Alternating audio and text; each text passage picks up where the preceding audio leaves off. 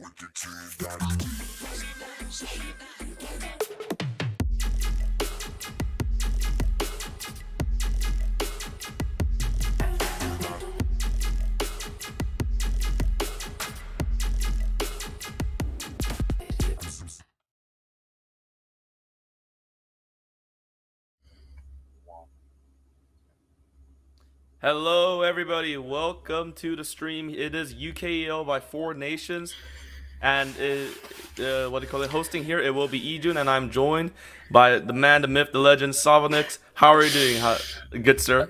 I'm doing fantastic. Thank you so much for that amazing introduction.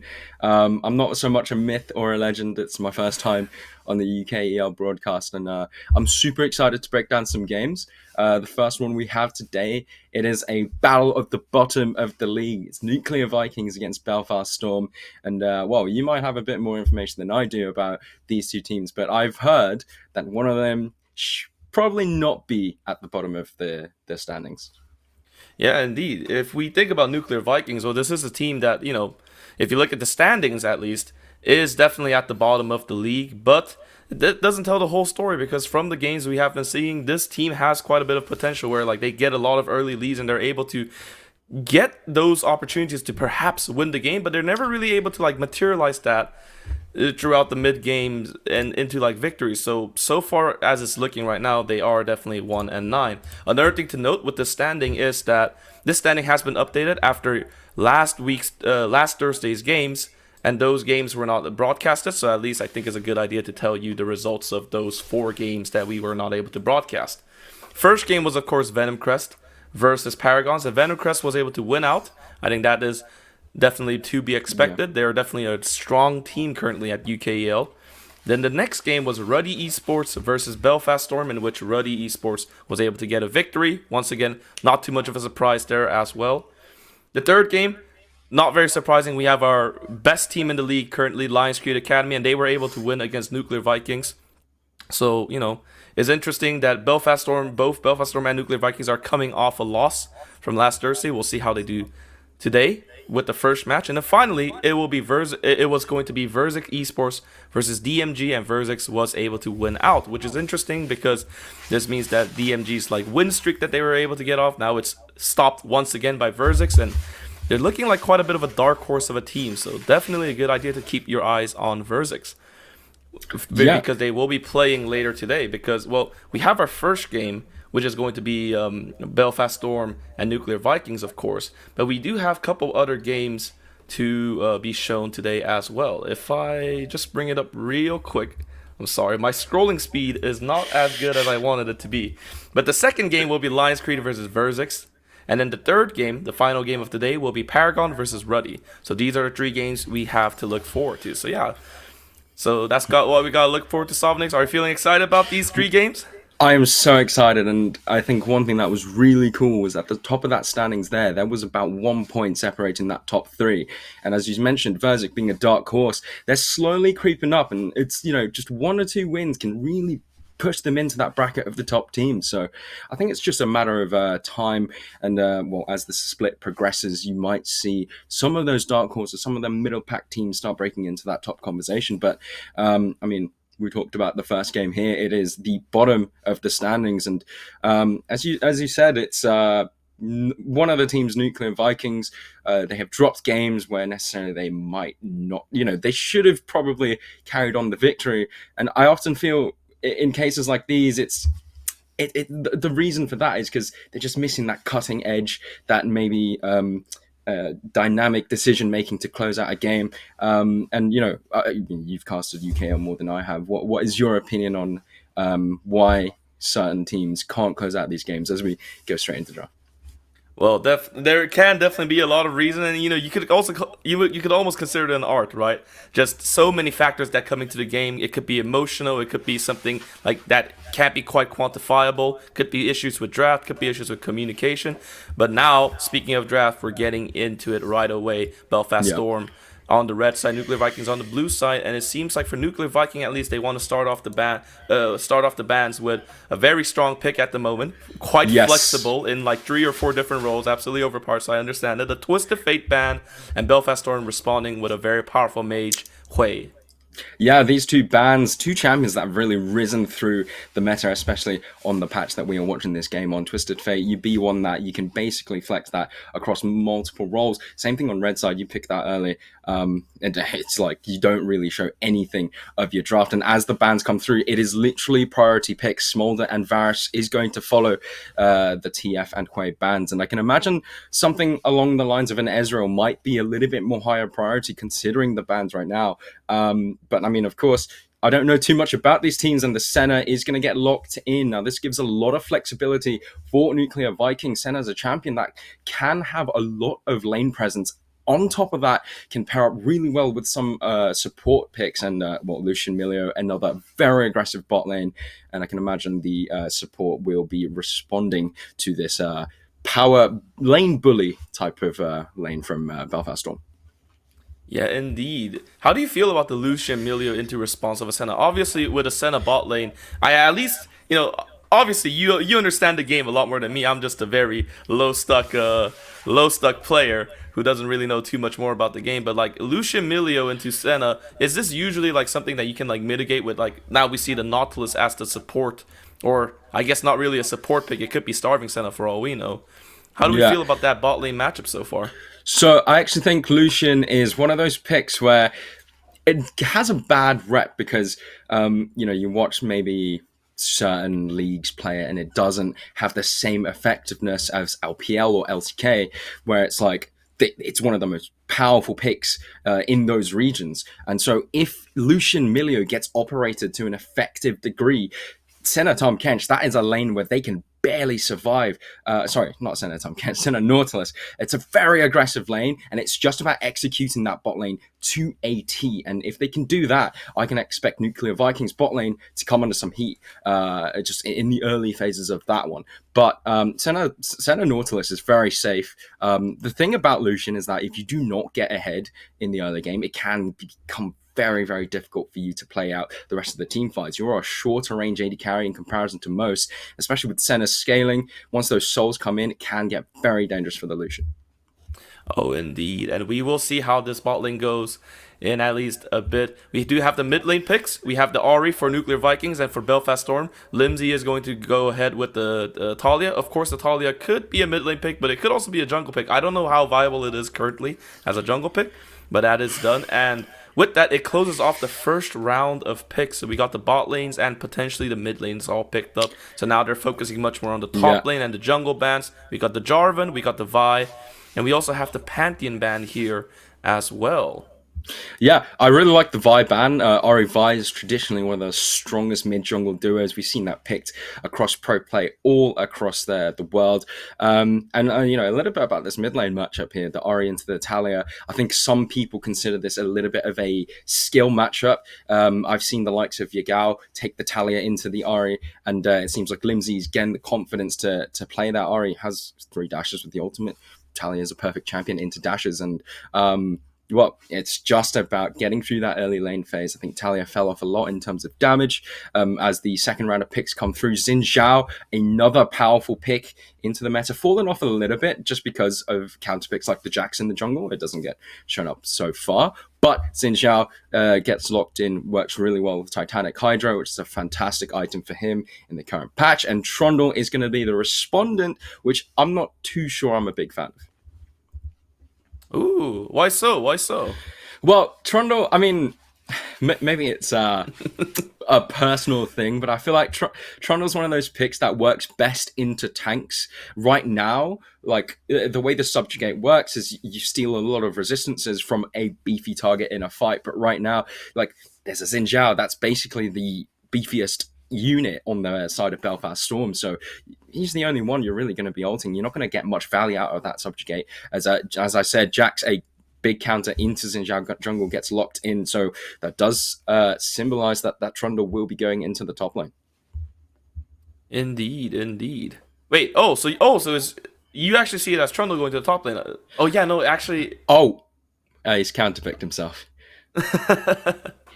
There we go. So it is going to be the Ornn picked as the final pick for Belfast Storm, and now we round off the team comp so. Yeah. It is Jack's top lane. I was wrong. I assumed. Yeah, it was I was about to be like, I don't know why. Yeah. I was like, Jack's jungle. I guess I've seen it in solo queues a couple times. Yeah, you know what? Well, yeah, sure. Jack's who am I to question the wisdom of Savonix, you know? Oh, okay. Well, you don't need to hype me up. Nah, Jack's jungle is a pick that I think is really good into the Xin Zhao. You can duel him a lot, especially when it comes to those river fights over the crabs. But, of course, Jax is a good pick into the Ornn, which is, I'm assuming, why Dusty has opted into that. It's a tough one because you're essentially a split pusher up against a tank. It's a clash of styles. So if Dusty can play this one out, he's going to be a massive threat in the side lane. Of course, the Ornn was at R5, so it was picked into the team composition of Nuclear Vikings. Personally, not a fan when you see the Trundle to kind of give over the option to ult away the Ornn with the Trundle. So that one I'm a little bit of a question mark over to, but I think 2 solid drafts. Have you got your personal vote of who you think won the drafting phase? Ooh, that's a dangerous question to ask someone like me. You know, I just see like champs that look flashy or champs that look dangerous or that I personally have PTSD against, and I'm usually gonna root for those kind of champs. At least from what I'm seeing. I think Nuclear Vikings team comp looks very threatening, like with the Jax top and the Trundle jungle, and like it just feels like a comp where like I don't know, there's just a lot of potential. What can I say? You got a lot of CCs, you got some scaling, you got some nice consistent damage across the board. You have great side lane pressure. I mean, if not just from the Jax alone, it feels like Trundle just absolutely has incredible side lane pressure. I mean, obviously he's a jungler, so we'll see how that goes. Yep. But for me at least, I do feel a bit more in favor of Nuclear Vikings draft from just a far glance. But Sophoenix, how about you? We're going to get into the game pretty soon. How do you feel? Just quick glance, which team do you like better? I'm always a sucker for some good scaling, and I see like at first the Trundle, I wasn't sold. I was kind of like, who are you gonna really ult in these team fights? But then as soon as that Ornn was locked in, I was like, hang on. There we go. There's your answer. So I'm going to favor Nuclear Vikings. Also, I love underdogs. And they're 1-9. I got told that they shouldn't be. Exactly. I got told that they shouldn't be 1-9, and they are. So I'm going to give my shout-outs to Nuclear Vikings. Because who doesn't love an underdog story? Well, that being said, I guess Belfast Storm are also kind of underdogs.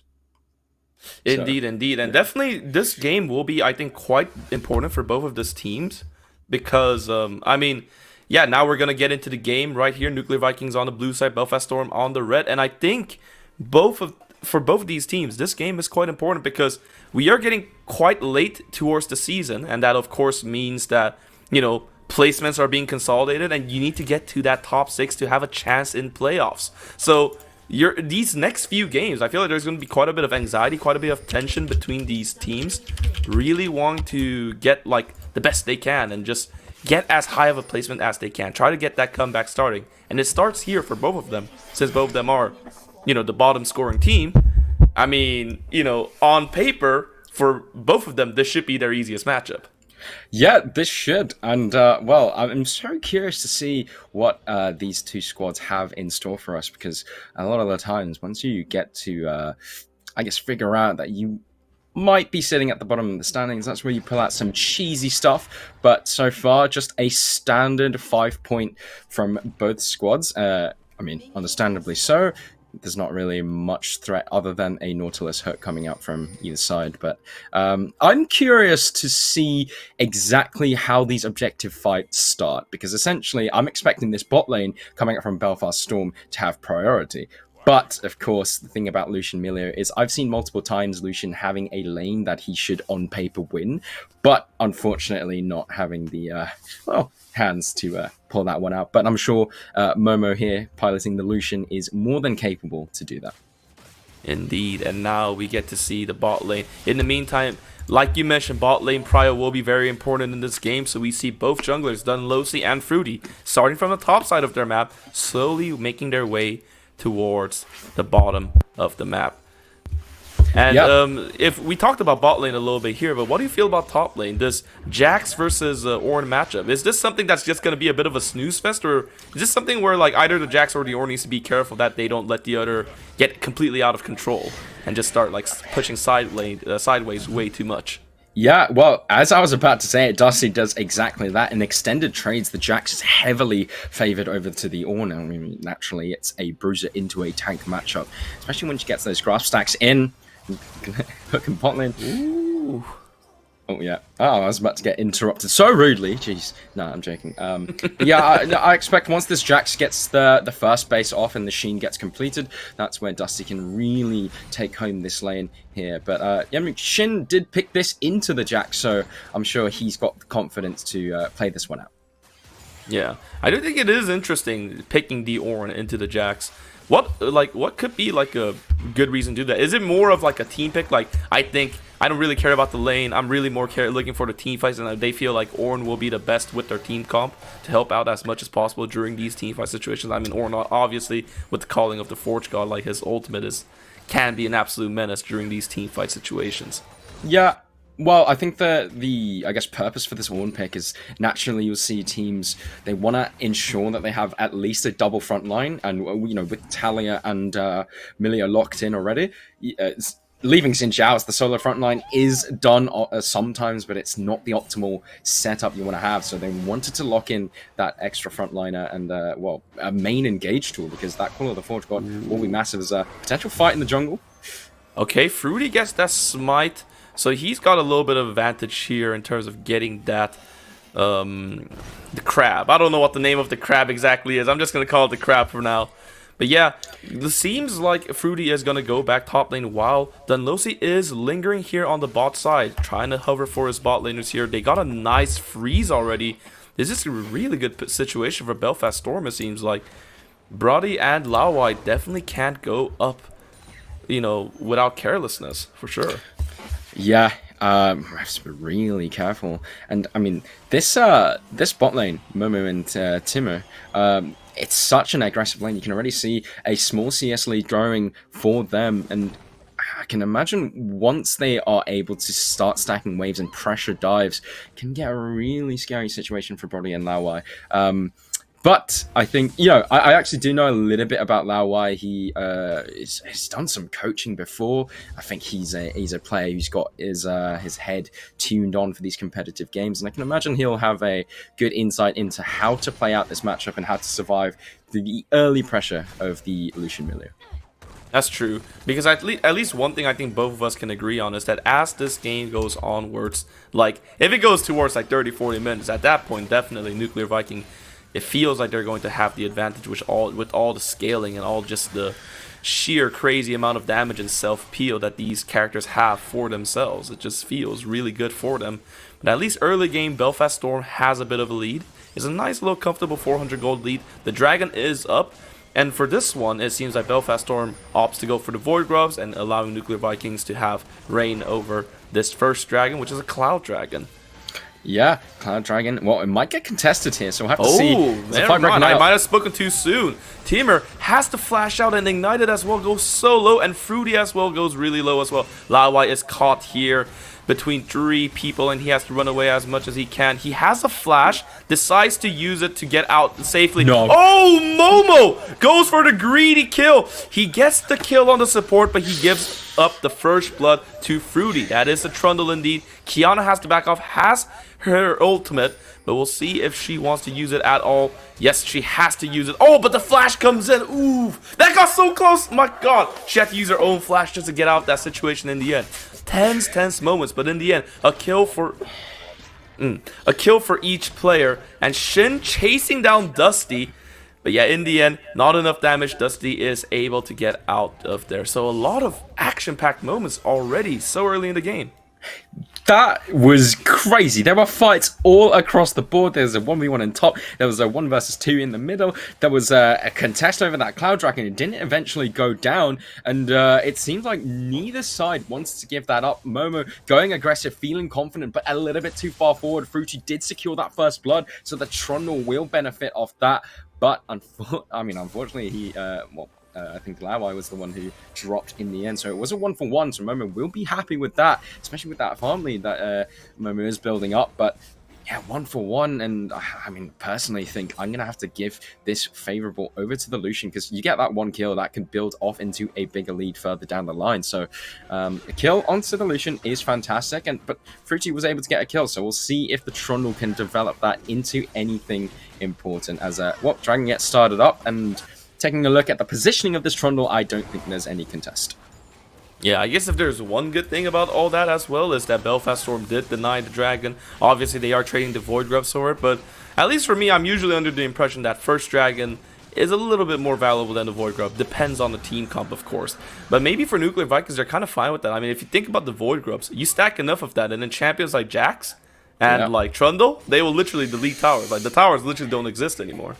Yeah, it's the age-old argument of this new season: Grubs over Dragon. Top laners will say Grubs so important, and then bot laners like no Dragon. So, I guess for Nuclear Vikings, as you said, they identify we've got a Jackson to an Ornn. Let's get those Grubs in, give him more pushing power. So they have gone for those Grubs over the Drake. Well, I mean, I would also imagine after the back of that last skirmish in the bot lane, they're probably like, okay, you know what, you take your dragon, we will go for the Grubs. And I think they will be decently happy with that. One thing about the Grubs, though, of course, is you don't get much value out of it until you get 4 or more than 4, obviously. So, once the second wave of Grubs spawn, we'll see if Nuclear Vikings want to, push their advantage for that. Yeah.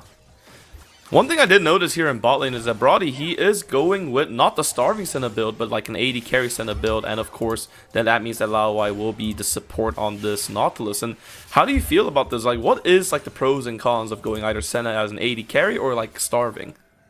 Well, I mean, Senna provides so much utility to any team composition, and on top of that, scales extremely well into the late game. Once those souls come in, your range, you can basically attack from Narnia. You're a homing cannon from miles away. Ooh. The only problem is this early game. Ooh, this deal! Momo goes way too low, and the Nuclear Vikings bot lane, which was supposed to be the weak link of their team for this early game portion, gets a solo, or basically duo kill, on Momo. What a disaster! Yeah, that 2v2 breaks out, and looks like Nuclear Vikings bot lane got the better off that one. The kill credit did go over to Lawai, but more importantly, Momo was the one to fall, so a big result coming out from Nuclear Vikings in the bot lane, and I think that's going to change the dynamics of this, because Nuclear Vikings might now feel more confident to contest those bot side objectives. Oh yeah, for sure. I mean, we were kind of going on about how nice it was for Momo to get that first blood, and another thing was that he had this nice CS lead, about 15 to 20, and now a lot of that seems much more equalized. Of course, obviously, you know, they're still probably a bit stronger, but now they can't be as careless anymore. And now Fruity is coming in as well, trying to go for an angle. A nice kick from Timur will make sure that Fruity cannot get in range for the pillar there. Dunlosy is close by, trying to hover for his bot lane. Yeah, just like that. Nuclear Vikings evening this game out. It is completely even gold-wise. Yeah, completely even, and it was a good attempt there, but Messi kicked a football into the face of Fruity, so the gank did not get executed. And what you saw, TP here from Shin, so no TP for this dragon when that spawns. Yeah. Yeah, that's an interesting decision to TP just there. We do have quite a bit of onslaught here in bot lane about to start. Momo had to use the flash, got ulted, cannot escape the ult, but can at least escape the hook, so able to escape that. But that means that this Lucian for the next fight, like for example the Drake fight, will not have flash available. Yeah, I was going to say that is an absolutely massive play to get the flash off of Momo. When this next objective spawns, that Lucian will be flashless, and it will be very, very straightforward for the side of Nuclear Vikings to punish that. Oh yes, indeed. The dragon, of course, the next one is the my god, the Infernal Drake, and it's going to come up in about a minute. We do, of course, have the second line of Void Grubs here ready, and this time they definitely want to get that 6-stack if possible. But Dusty is going in, or at least looking for an angle on Shin and Dunlosy, but he has to back off from that situation. Quite a bit of people huddled up here, a lot of tension in the Void Grub area. Ooh, did Dunlosy get that? Oh, no, it was actually Fruity who got that, and now Dunlosy is getting chased down, has to use the flash. Qiyana misses her ult, or her charm, but at least a lot of damage comes through. You don't need to charm someone if you at least just kill them like that. Limsey is now caught. Okay, nice blast cone. Kicks Qiyana out of the way, and Limsey is safe for now, but this Void Grub for sure is now under Nuclear Vikings control. Yeah, I believe that was all off the back of Qiyana being there. Oh, actually, top lane fight. I forget. Sometimes Ornn, you know, he's commonly said as the whole, what do you call it, Death Knight Assassin, yada yada yada thing. Yeah, Death Knight, Mage, Assassin, Wizard, Necromancer. Oh, Ornn is a bit of a powerful unit, but yeah, that fight benefited Nuclear Vikings off the back of Qiyana being there before Limsey. I think, I didn't see if priority was secured, but I can assume just dropping a wave, being there for the play means that Fruity will go 2-0 as, well, with Fruity, as we said, prioritizing those grubs to supply more power into the Jax, it does mean that Belfast Storm will get themselves their second dragon of the game. Yeah, this is an interesting game because obviously just 2 more Drakes left until you get the Dragon Soul. Obviously extremely powerful. It is the Ocean Drake as well. I'm sure they will find that to be quite a bit of a benefit. Ooh. Okay, Dunlosy going for a bit of a counter jungle, but he is spotted by a couple members here of Nuclear Vikings, and he doesn't have flash. He used it last time. He is charmed by Qiyana, and Qiyana says, boom, get out of here. Gets a nice kill. And no, that was a bit of a very risky move that did not pay off at all for Dunlosy. Yeah, not at all. And I kind of see what he was going for. Fruity was on the top side of the map, but do you want to try and invade, take something away from the Trundle? He sees 2-0. I need to get something back for myself. But I have to praise Qiyana. This Ahri has done wonders moving around the map and punishing the movements from Belfast Storm. And great stuff as well, Ahri goes 1-0 and into the matchup, into the Talia. Will be extremely happy off of that. And I have to say, I see why Nuclear Vikings, I see what I've been told why Nuclear Vikings should not be at the bottom of the standings, because this early game has gone extremely stellar for them. There is wins all across the board. I think Fruity has done such a great job at facilitating some of these early game plays and getting Qiyana to move alongside with him. And, well, we can see a potential play breaking out again. You know, Ornn is a tough nugget, but of course he is quite slow. He doesn't have a lot of mobility at all, and unfortunately it is not enough. Dusty gets a nice kill, so that's just really nice for the Jax, already getting plates, but now getting a kill as well. At least Dunlosy is trying to answer it back with stealing the red buff. This will probably work out well, and with the presence of the mid laner and the jungler, that does force Nuclear Vikings bot lane to absolutely abandon this tower and just stay as safe as they can. But here comes the wall. Brody is caught out. Brody has to use the flash to get away.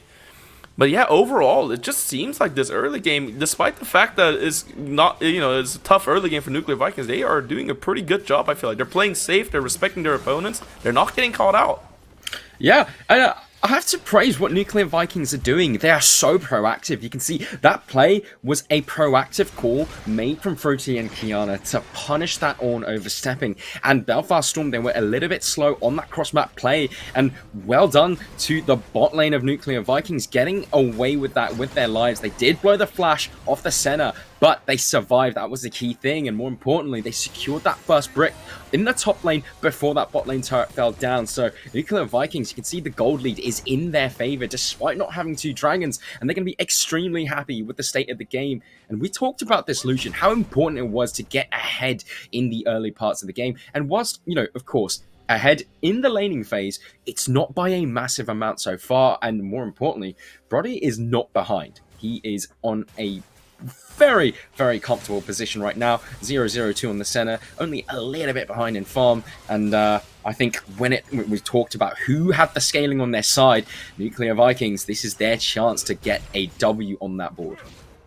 Oh yeah, indeed. And as the game goes more and more, their win rate, or at least win percentage, goes up. They must be feeling confident. I mean, looking at the players right now, we do have this Jack scaling with the Sundered Sky and the Sheen feeling really good. The Senna with a full item completed. The Yuma's Ghostblade feeling comfortable as well. Now, obviously, Belfast Storm is also in a pretty good position, but they need to try really hard. I feel like now the pressure's on their side. They have to cook something. Yeah, it is indeed. And I mean, we both agree that the scaling is in favor of Nuclear Vikings, and what that means is Belfast Storm, they are on a timer. What they have done very well is stacking these Drakes. They need to keep that momentum going. You can assume that this Jax will be on the other side, pressuring the opposite side of the Dragons. So they will have to make that their gameplay for now, as that is the one thing going well for them. Ooh, okay, a catch onto the Dunlosi here, but with that ultimate, a lot of that damage is negated, so, it's basically just, what do you call it? Basically just wasting Dunlosi's ultimate here, and the dragon is going to be up in about 40 seconds. That's why tension is so high in this area, with all 10 members huddled in this location, trying to get that mid lane prio as much as possible before they go down to the dragon pit, of course. Quite a bit of a tense moment. Yeah. I feel like just any type of a hook or any type of engage and all of this will blow over. Oh, the flash is used, trying to get Limsy, but Limsy is able to get out of that situation. Answers back with a bit of damage, but that is Limsy having to... Oh, my bad. Limsy didn't even have to use a flash. Oh, Momo. At all. Oh, my God. And Momo just gets an incredible kill there. And now Fruity's going very low as well. There's 2 frontliners caught on Nuclear Viking, and they are not able to do anything in this fight. Kiana now joins in, but is a bit too little too late. Okay, nice charm, but a nice hook, but Shin able to flash out of that situation. And just like that, they cook something up. Belfast Storm gets that win. And with that, they're able to get their 3rd dragon, just a single dragon away from Seoul.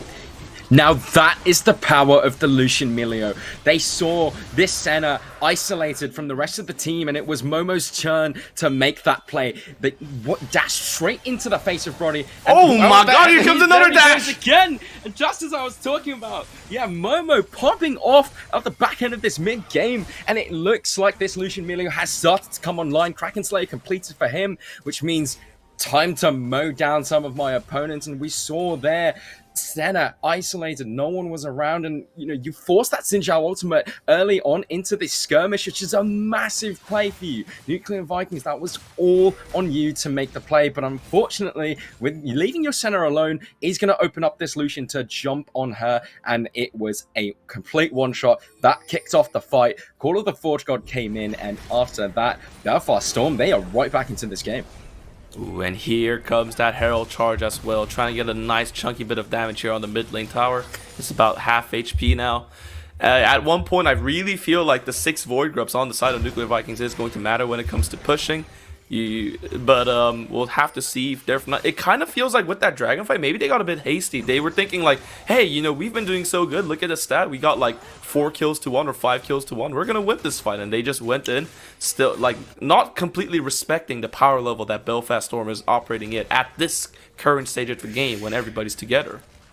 Yeah, I feel like, I mean, we talked about what was the purpose of picking this Ornn. There, right there, we saw it. Be that frontline for your team. Be that chunky target. And look at what Momo's doing. Oh, mama! Momo's on a rampage and Brody cannot do anything to save himself at all. Had the flash, but I wonder if the flash would have even saved him or if it would have even been worth it at that point. Kiana is caught out. She has to use the ultimate. Uses that second charge. That will leave.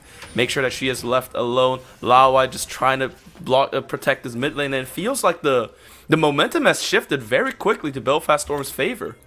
Yeah, and it was all off the back of that mid lane play. Belfast Storm, out of nowhere, as the mid game hits, they just got a surge of confidence, and they're in the face of Nuclear Vikings. It was fruity, making those proactive plays in the early game, but now Belfast Storm, they are pushing Nuclear Vikings up against the wall. And I mean, taking a look at the draft, we said Nuclear Vikings, they've got the scaling on their side, but what Belfast Storm definitely have is a little bit of a mid-game power spike. 2 items in for that Lucian now, 5 and 2, all eyes on Momo, because it looks like every time this Lucian dashes into someone with the Milio in support of him, they are going to receive a massive amount of damage, and they're not going to have much to survive.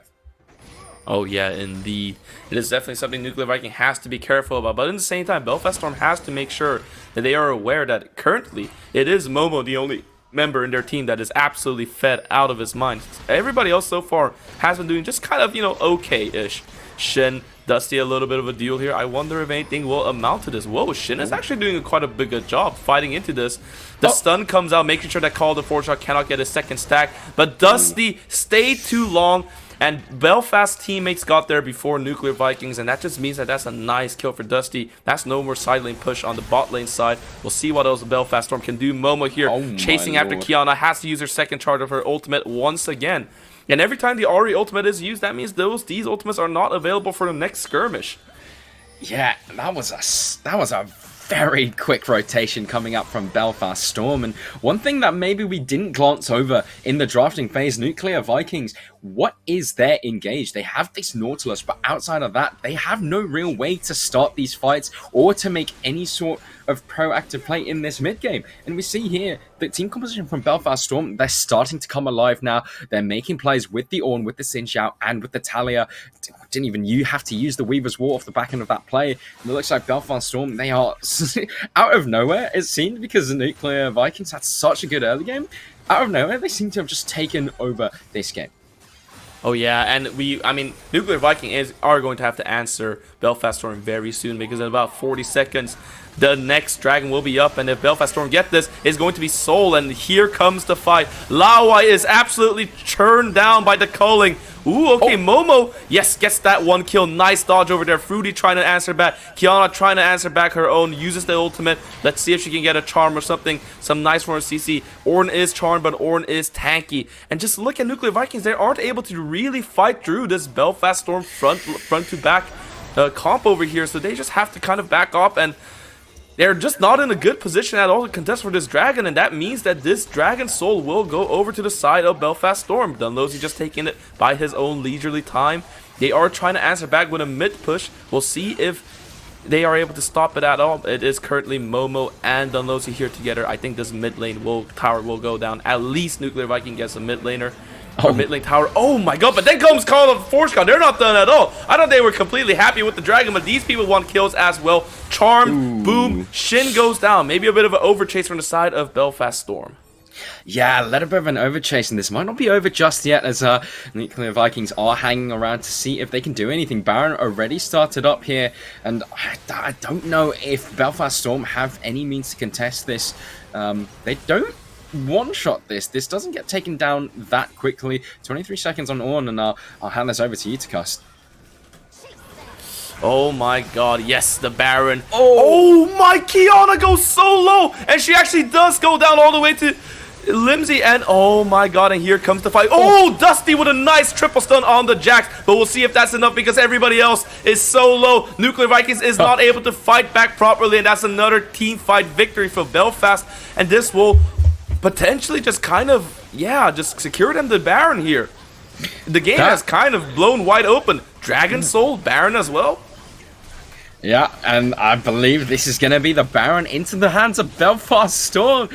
And it was crazy when we looked at the early game, because Nuclear Vikings, the first 5 minutes, the first 8 minutes of the game looked so good for them. And then 15 minutes onwards, I believe it was that third dragon where this game just blew wide open. League of Legends is a game of turns. Belfast Storm made their turn. Nuclear Vikings decided to make their turn for the Baron call. And, you know, Belfast Storm going like, what on earth are you doing? You've got a Senna, you've got an Ahri. You do not tread that in time. I think Shin was able to respawn and get to that fight, use the Ornn ultimate, and it was just a absolute stomp coming out from Belfast Storm. The damage that Momo is able to push out on this Lucian is absurd.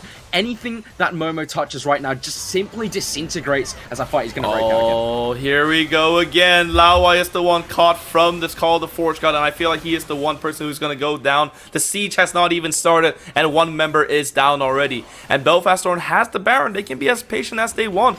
This is a really tough scenario right now for Nuclear Vikings. Hard to defend this siege coming down. I mean, all these minions become so tanky. Of course, we do have an independent push, Dusty into top lane, but I have a feeling Belfast Storm thinks that they can siege faster than one simple Jax. So they are just going ahead, boom, gets that mid-tier 2 tower and sieging all the way into the inner mid turret. Yeah, this push is going to go long, and it looks like this Jax is opting to try and base race, see if Belfast Storm go for the end. My god, my god. No, I feel like they probably can't. Yeah, they're probably deciding to back. Oh, the pillar into Shin makes sure that he cannot run away from that situation, or at least has to use the flash to get away. That's a really nice cheeky interaction. I didn't think about that. Yeah, well, actually, you know, all things considered, the trade for Inhibitor Tower and mid lane Inhib isn't bad when you consider the situation of the game. So Nuclear Vikings will have a saving grace to hold on to for this game, and it's looking like Nuclear Vikings, they are slowly running out of options. They do have that scaling on that side, but it just seems like Belfast Storm, especially Momo on this Lucian, has just snowballed into oblivion, and yeah, not many options left for Nuclear Vikings, but a game is not over until a Nexus explodes. I have seen way too many games that should have been over, but unfortunately it wasn't, so it's not over yet. As Nuclear Vikings, well, yeah. I mean, definitely in a like an environment where Smolder is a champion, I have seen way too many games where like the team is able to come back in the end because Smolder gets way too many stacks. That champion completely horrifies me because of just like if we don't end in like the first 20 minutes, I get so nervous that we're just gonna lose the game, you know? Yeah, well, I've seen the other side of that champion. I swear it's when it's on my team, it just runs down. So. Ah, I see. Oh my god, I mean, Momo's damage is just so much. Kiana immediately forced to use her ultimate. Oh, and the flash comes out. He is absolutely godlike. And oh my god, that's just the mid laner just completely gone. And this siege from Belfast Storm is unrelenting. Here comes the wall, making it so hard to defend this second turret. They already have an inhib down on mid lane, and now they're going to get an inhib down on bot lane as well. In the meantime, on top lane, there is a bit of a nice little duel between Shin and Dusty is losing it. He has to flash out. Look at Dusty's HP. We thought that Dusty was going to be the one who is going to dominate this match, but look at Shin. He's like Thanos walking over here.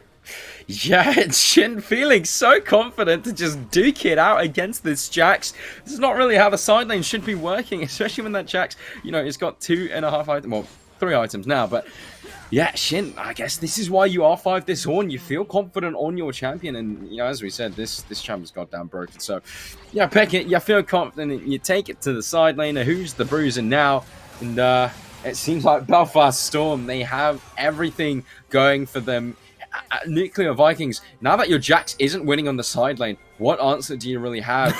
And of course, this Elder Dragon is going to be so important. I like what Belfast Storm have done. They've taken the calculated approach. They don't want to overstep and push their boundaries. They've taken 2 inhibitors now. There's only one side of the map standing for Nuclear Vikings, and well, this dragon fight is going to be so important. Indeed, and I just feel like for Nuclear Viking, I'm not sure if they're in the best position to start this fight. I mean, they're already behind, and here comes the fight. My god, like a ping pong ball, Dusty has completely bounced all the way through. Dunlosi able to live through the initial engage, and my god, just look at the front line of Belfast Storm, so solid. The dragon is up. They can't go for the dragon if they want, but it seems like Belfast Storm. Oh my god, nice dodge from Momo. Momo is playing like an absolute god right now. This guy is crazy. Please don't let him be on my solo queue game. I mean, I'm too low for him to be there anyways, but oh my god, it comes to Call of the Forge God. Boom, just snipe kills.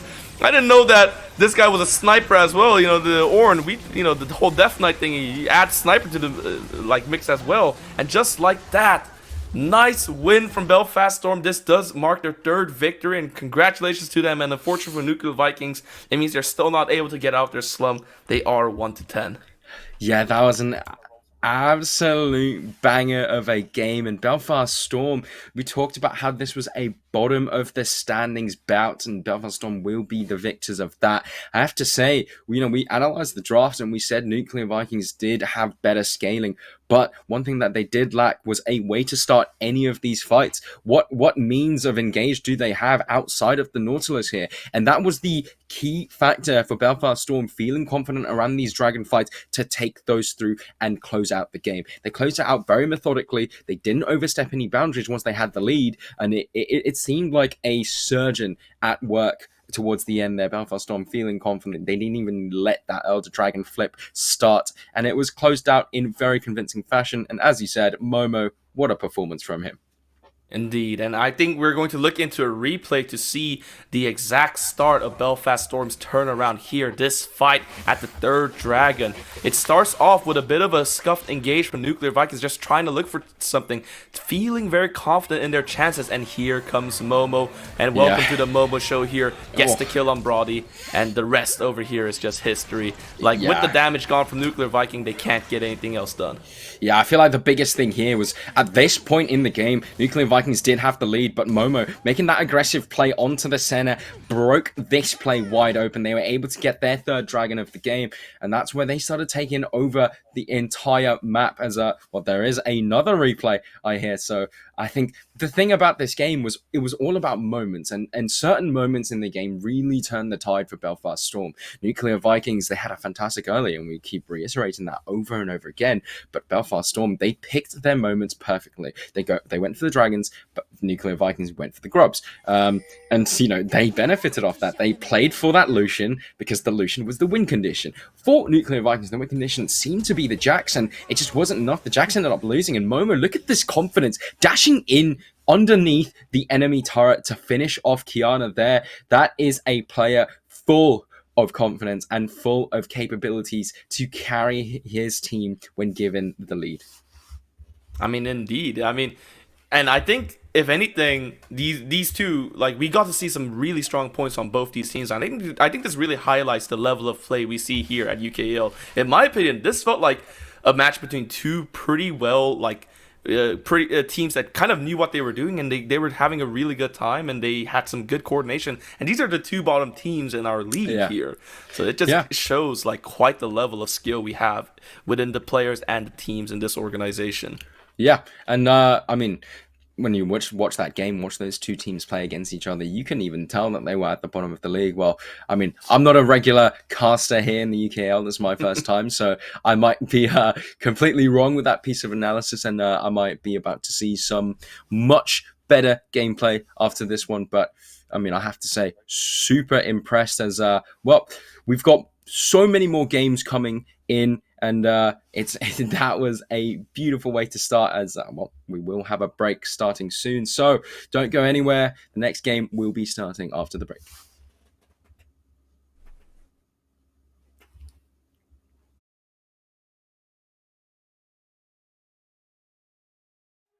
Rappers spending money in some really funny ways, man. I promise you ain't really getting paid. Yeah, show a couple bands flexing on the Instagram, and nobody getting fans that way.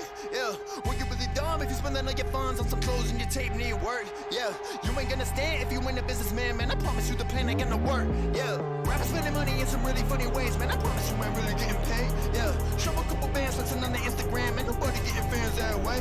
Yeah, well, you really dumb if you spending all your funds on some clothes and your tape need work. Yeah, you ain't gonna stand if you ain't a businessman, man. I promise you the plan ain't gonna work. Yeah.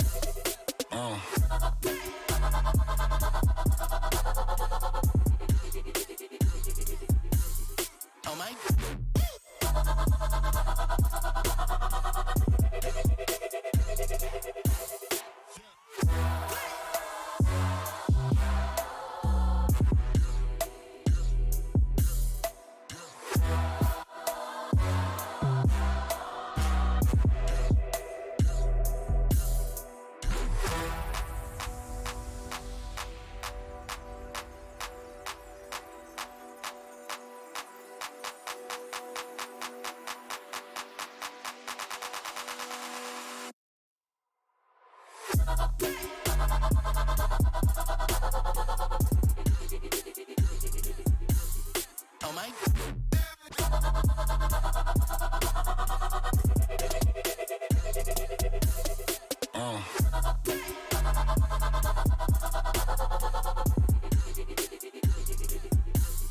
Oh my.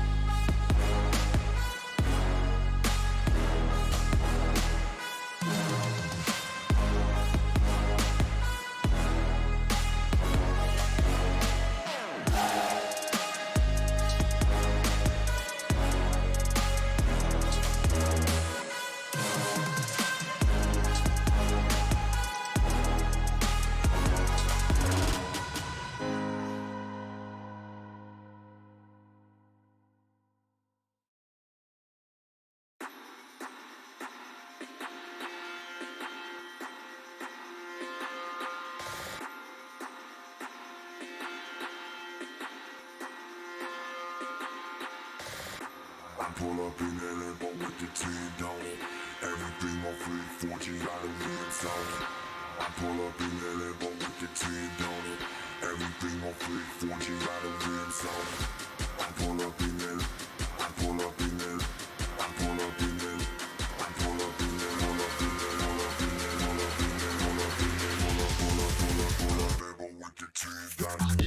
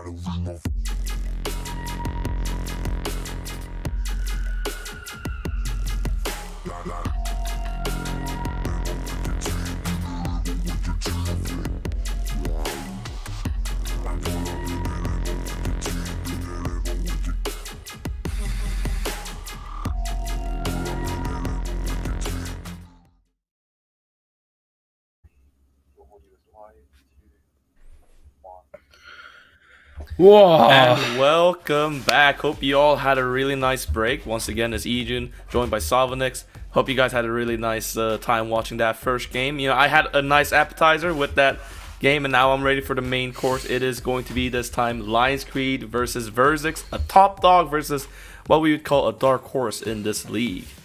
Yeah, Verzik, I mean, talk about a dark horse. What a dark horse to have in the UK EL here. I think they've got multiple aspects of this roster that can be big threats. Especially, I think they've got this aspect about them of, I guess the best word I can think of is lethality. They are not scared of you. They will take the fight to you, and they won't back down, especially up against a tough opponent here, Lions Creed. Well, I mean, talk to me about Lions Creed, because they are currently sitting pretty at the top of the standings. Indeed, and you know, definitely if you just look at the standings from from just a statistical point of view, Lions Creed Academy for sure looks like the best team in the league. And well, in a statistical sense, yes. It is interesting though how they get accrue all their victories. It seems like with most of their games, they're not like the strongest early game team. They don't very often get that much of an early game lead at all, sometimes behind quite a bit, but towards the mid game, late game, it seems like this team plays extremely well together, kind of reminding us a little bit of like a bit of a miniature version of last year's JDG. Where, you know, they didn't have the best, you know, imagine like not having the best early game like at all, but then you just win through those mid-late game team fights and just dominate your opponent. So this Lions Creed Academy team feels a little bit like that. Wow, Ejun, any comparison to JDG is a big compliment to anyone, let alone Lions Creed in the UK EL. And I mean, that's all what these kind of leagues are about. It's about development. It's about leveling up these talents to the next level. And I think it looks like Lions Creed are on the path to success. And, you know, talk to me a little bit about what our expectations for the drafting phase is. Because the thing about Dark Horse, when you are up against a team that on paper are better than you, that's where you kind of pull out some stops here and maybe pick something a little bit off the beaten path.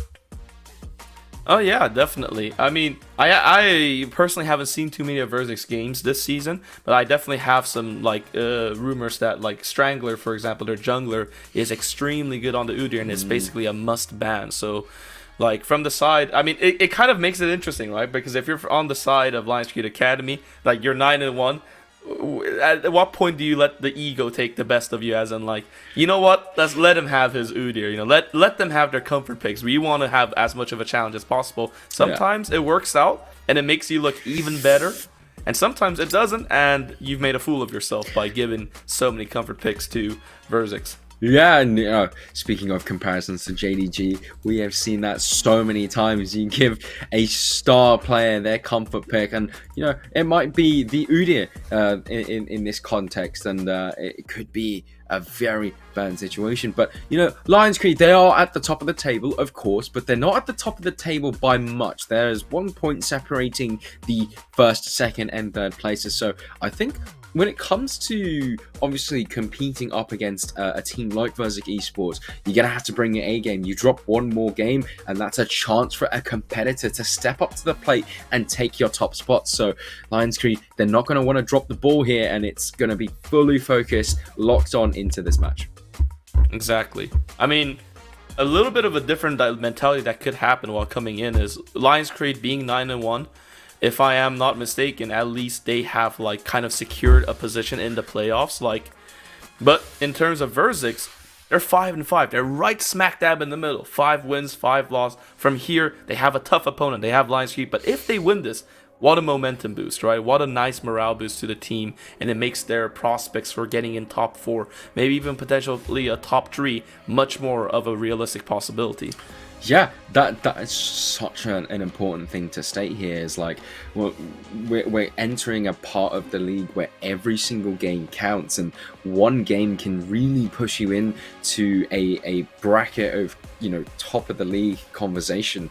And for Verzik, this is a big statement game for them. You're up against the top of the league. You're up against a team that have only dropped one game. But if I'm Verzik, you look at that one game that they've dropped, and that's going to be your hope. You're going to know, this god can bleed. We can take them down. Believe in yourself, back yourself, and always understand that in a league like this, people are going to make mistakes. You are going to need to capitalize on those mistakes. And I mean, for Verzik, you talk a little bit about their roster. Is there a star player for you on this Verzik team? For me, I definitely would say the star player to look out for is Strangler because of that jungle role being so pivotal. However, I will elaborate this a bit more because we are going to go into a break, because it seems like one of the players is having a bit of a technical difficulty, and until that is resolved, we'll go into a quick break. But everybody, don't go anywhere. We're going to have a banger of a match for sure in our hands. We'll see you in a bit.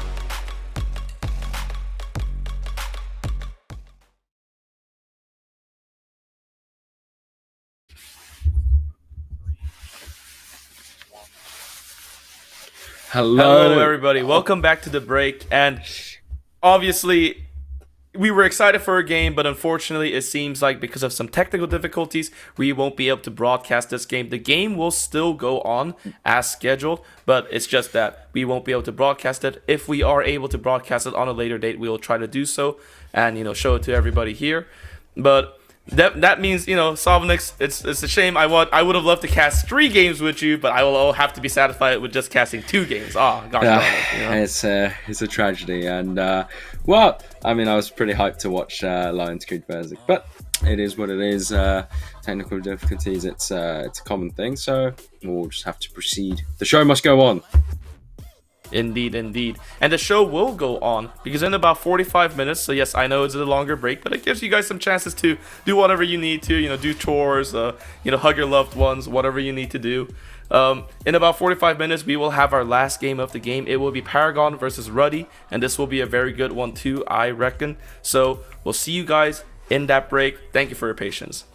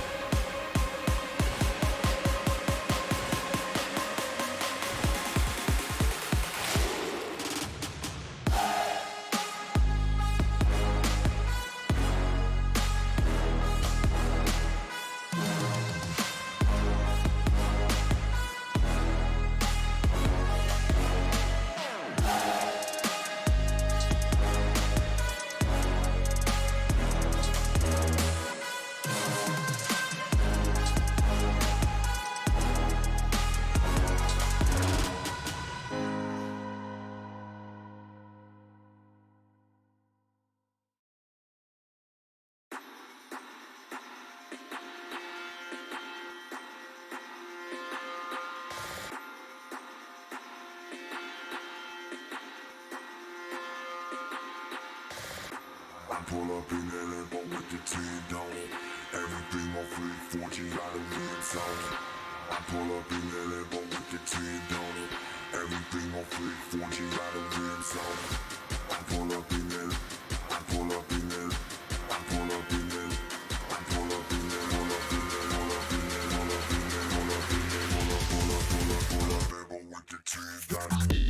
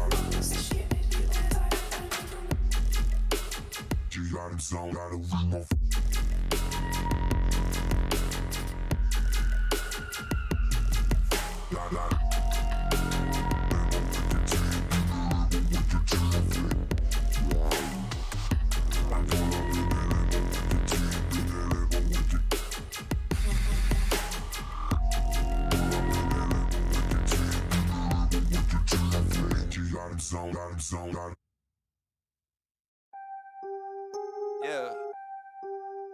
Yeah. After I get it, I reinvest. After I get it, I reinvest.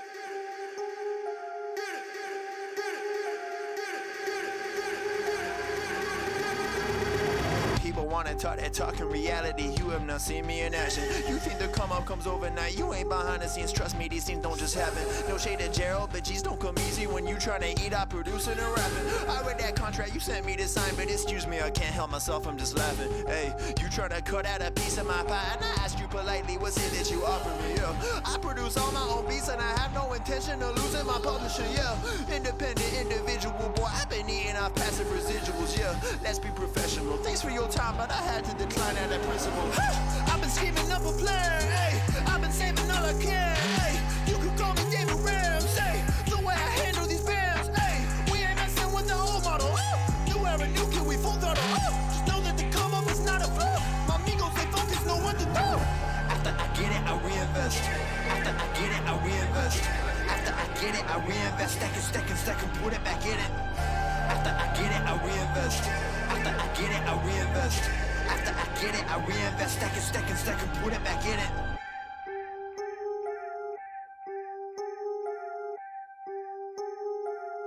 Yo, look, I ain't saying that I'm rich, cause if I'm honest, I've never been. But when I look at all these other kids, I feel just a little bit ahead of them. You should know the business is competitive. There's a lot of people that I'm better than. Even veterans ain't got the knowledge I do. I've been reinvesting all I ever spent. Stop pretending like you poppin'. Who been out here making profit?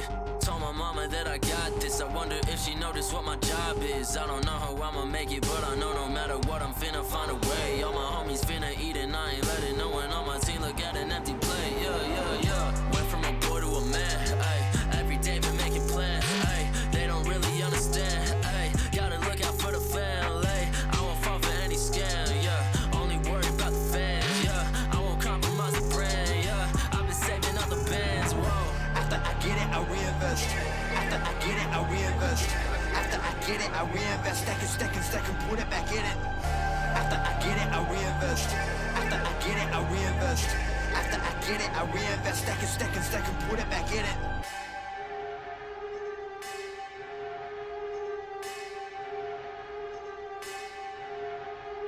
Rappers spending money in some really funny ways, man. I promise you ain't really getting paid. Yeah, show a couple bands flexing on the Instagram, and nobody getting fans that way. Yeah, well you really dumb if you spending all your funds on some clothes and your tape need work. Yeah, you ain't gonna stand if you ain't a businessman, man. I promise you the plan ain't gonna work. Yeah, rappers spending money in some really funny ways, man. I promise you ain't really getting paid. Yeah, show a couple bands flexing on the Instagram, and nobody getting fans that way. Yeah, well you really dumb if you spending all your funds on some clothes and your tape need work. Yeah, you ain't gonna stand if you ain't a businessman, man. I promise you the plan ain't gonna work. Yeah.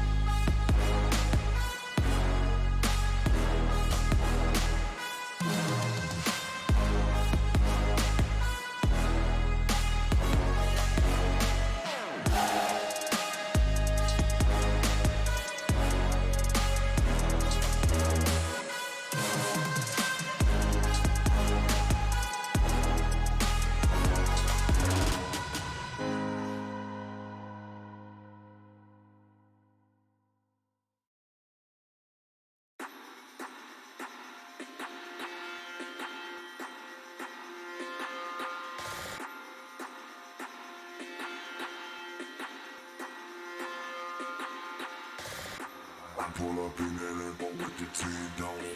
Everything on flip, 14 got a rims on it. I pull up in that Lambo with the 10 on it. Everything on flip, 14 got a rims on it. I pull up in that, I pull up in that, I pull up in that, I pull up in that, pull up in that, pull up in that, pull up in that, pull up in that, pull up Lambo with the 10 got it.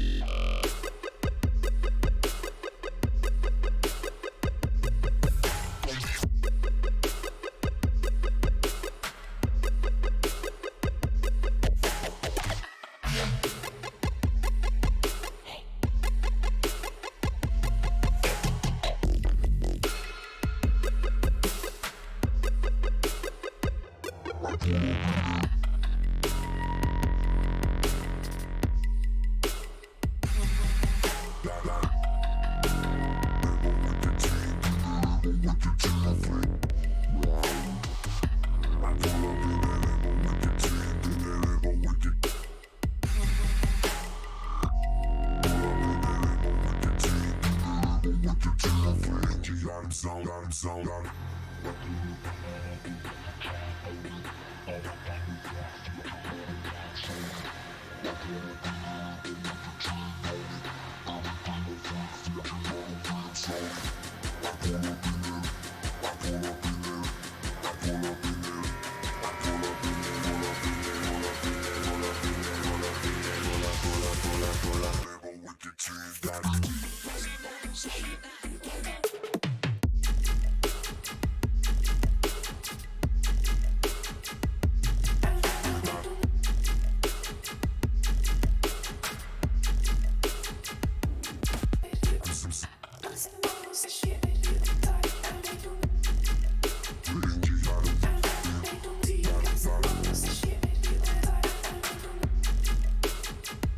Sound out of room.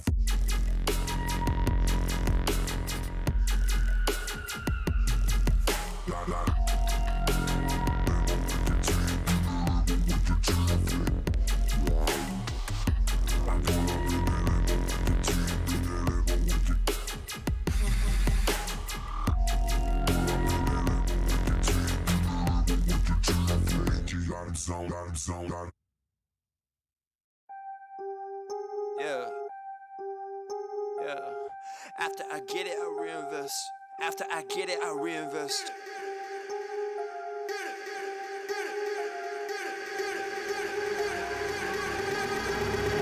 People wanna talk that talk in reality. You have not seen me in action. You think the come up comes overnight. You ain't behind the scenes. Trust me, these things don't just happen. No shade to Gerald, but G's don't come easy when you tryna eat out producing and rapping. I read that contract you sent me to sign, but excuse me, I can't help myself, I'm just laughing. Hey, you tryna cut out a piece of my pie, and I asked you politely, what's it that you offer me? Yeah, I produce all my own beats, and I have no intention of losing my publisher. Yeah, independent individual, boy, I've been eating off passive residuals. Yeah, let's be professional. Thanks for your time, but I had to decline at that principle. I've been scheming up a plan, hey. I've been saving all I can, hey. You could call me David Ramsey. The way I handle these bands, hey. We ain't messing with the old model. New era, new kid, we full throttle. Just know that the come up is not a flaw. My amigos, they focus, know what to do. After I get it, I reinvest. After I get it, I reinvest. After I get it, I reinvest. Stack and put it back in it. After I get it, I reinvest. After I get it, I reinvest. After I get it, I reinvest. Stack and put it back in it.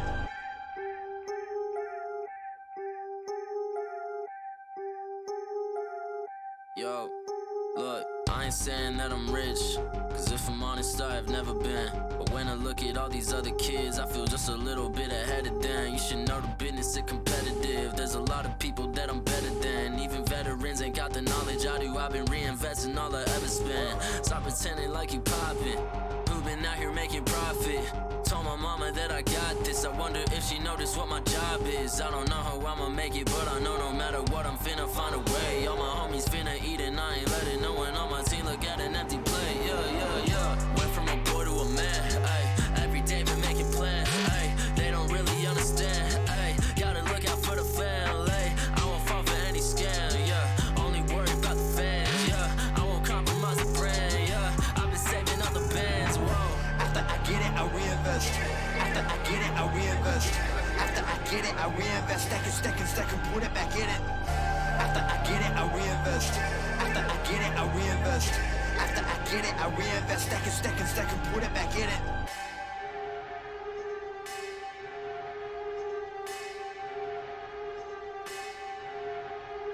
Rappers spending money in some really funny ways, man. I promise you ain't really getting paid. Yeah, show a couple bands flexing on the Instagram, and nobody getting fans that way. Yeah, well, you really dumb if you spending all your funds on some clothes and your tape need work. Yeah, you ain't gonna stand if you ain't a businessman, man. I promise you the plan ain't gonna work. Yeah, rappers spending money in some really funny ways, man. I promise you ain't really getting paid. Yeah, show a couple bands flexing on the Instagram, and nobody getting fans that way. Yeah, well, you really dumb if you spending all your funds on some clothes and your tape need work. Yeah, you ain't gonna stand if you ain't a businessman, man. I promise you the plan ain't gonna work. Yeah.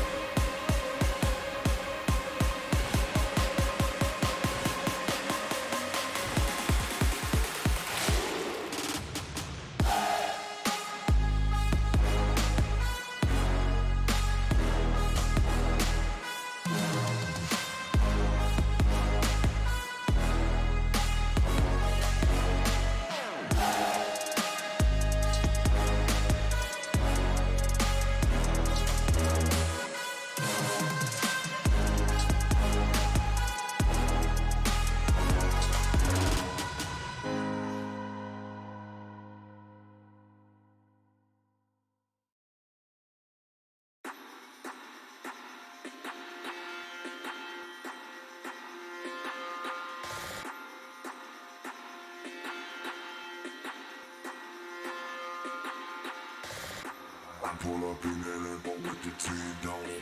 Everything on fleek, 14 got a rims on it. I pull up in that Lambo with the 10 on it. Everything on fleek, 14 got a rims on it. I pull up in that, I pull up in that, I pull up in that, I pull up in that, pull up in that, pull up in that, pull up in that, pull up in that, pull up Lambo with the 10 got it.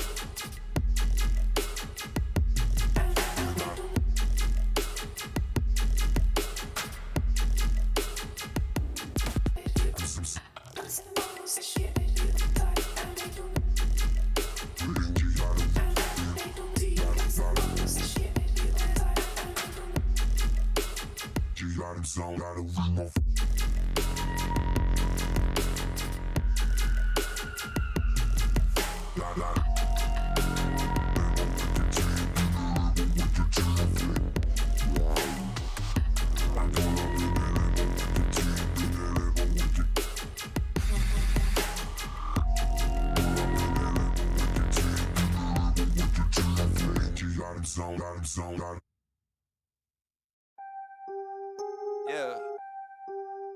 Yeah. After I get it, I reinvest. After I get it, I reinvest.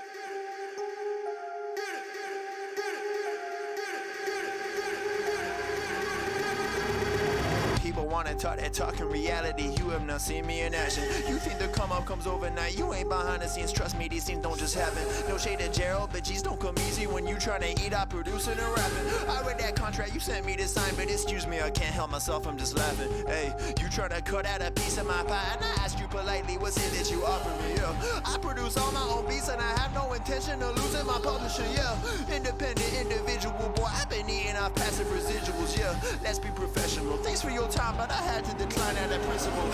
I've been scheming up a plan, hey. I've been saving all I can, hey.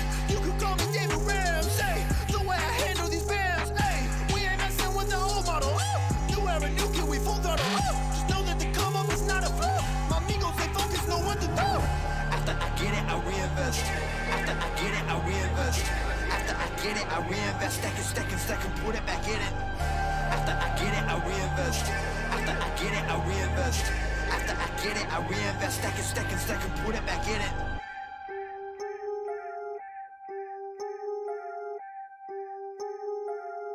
Yo, look, I ain't saying that I'm rich, cause if I'm honest, I've never been. But when I look at all these other kids, I feel just a little bit ahead of them. You should know the business is competitive. There's a lot of people that I'm better than. Even veterans ain't got the knowledge I do. I've been reinvesting all I ever spent. Stop pretending like you poppin'. Who been out here making profit? Told my mama that I got this. I wonder if she noticed what my job is. I don't know how I'ma make it, but I know no matter what, I'm finna find a way. All my homies finna...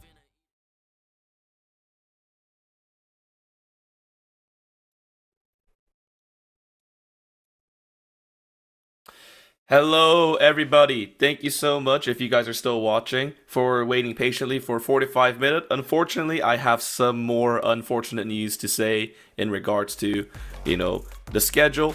We are not going to be casting the next game. Essentially, one of the players, due to factors outside their control, outside of the game, they are not going to be able to get home in time to download the Tournament Realm, and basically they would have to play live in that case. And because of issues currently with the client, we cannot spectate the game on the live client. We can only spectate them on the Tournament Realm, so that means that we will not be able to broadcast this match. But kind of like the second game, which we weren't going to be able to broadcast, we will try to see if we can have them broadcasted at some other time and show it to you guys then. So, super bit of a bummer. It was 45 minutes we waited. It happens. Things happen. Sometimes for certain reasons we just can't get it go. We just can't get the ball going, but it's okay. The games will still be going on, no problem. So that's always good to hear. And for everybody in the chat, sorry about the issues, but thank you for your patience. And I think that will bring this broadcast to an end. Well, because there's no more games to be played. We have one game which we did cast, and I thought that was a banger of a game. And at least with that, we can be satisfied with that. And see you guys some other time. So this was Four Nations by UKEO. Hope you guys had a good time. See you guys.